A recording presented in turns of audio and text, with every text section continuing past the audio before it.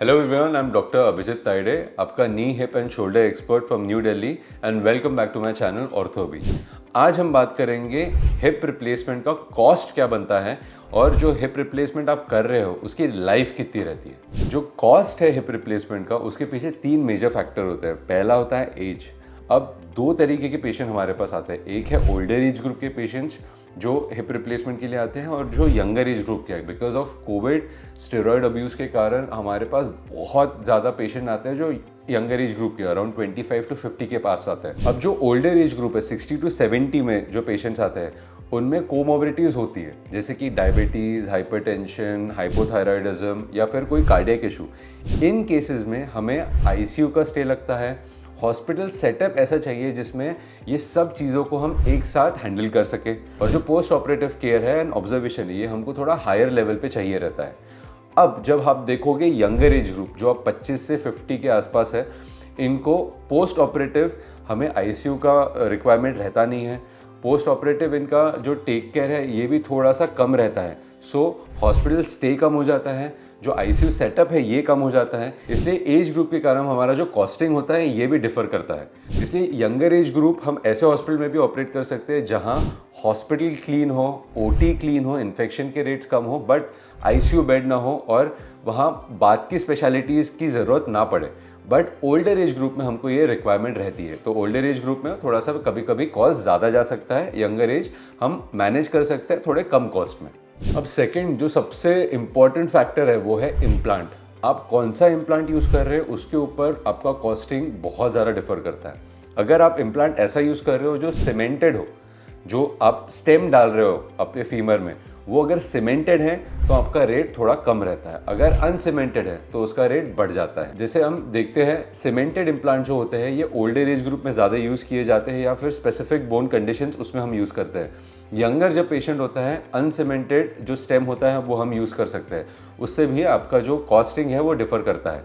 अब जो मटेरियल हम यूज़ करते हैं आपके जो इम्प्लांट में, वो भी बहुत ज़्यादा इंपॉर्टेंट होता है आपके रेट को डिसाइड करने। अगर आप मटेरियल जो सिरेमिक और high cross link poly use करते हैं तो इसकी लाइफ ज़्यादा रहती है, ये स्मूदर रहता है, इसका रिजल्ट और वेयर एंड टेयर थोड़ा कम रहता है और ये हम यूजुअली यंगर पेशेंट जो रहते हैं उसमें यूज़ करते हैं। अब जो मेटल हेड होता है ये चीपर होता है एंड ये लेस ड्यूरेबल होता है एज कम्पेयर टू सिरेमिक। इससे भी हमारा कॉस्ट काफ़ी डिफर करता है। अब जो स्पेशल इम्प्लांट होते हैं जैसे ड्यूअल मोबिलिटी इम्प्लांट, इसके कारण आपका इम्प्लांट का रेट कम से कम 40 to 50,000 ऊपर जा सकता है।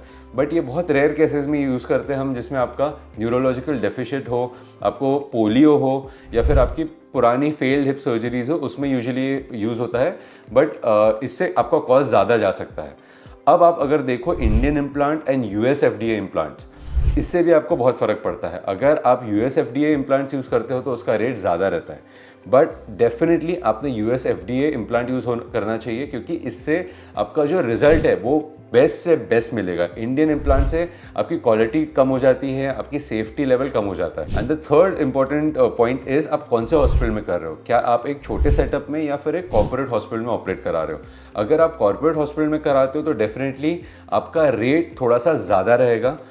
अब अगर आप ओल्डर एज ग्रुप के हो तो डेफिनेटली कॉर्पोरेट हॉस्पिटल्स आपको ज़्यादा बेटर रिजल्ट दे सकते हैं क्योंकि उसमें दूसरी भी फील्ड्स होती है, जैसे कि अगर कोई कोमोबिलिटीज़ है तो वो मैनेज इजीली हो जाता है। छोटे सेटअप्स में जो क्लीन है, ओटी क्लीन है, आपकी सब फैसिलिटीज़ अवेलेबल है फॉर यंगर एज ग्रुप, वो हम छोटे सेटअप में भी कर सकते हैं। हमारे वहाँ भी रिजल्ट्स बहुत अच्छे आते हैं।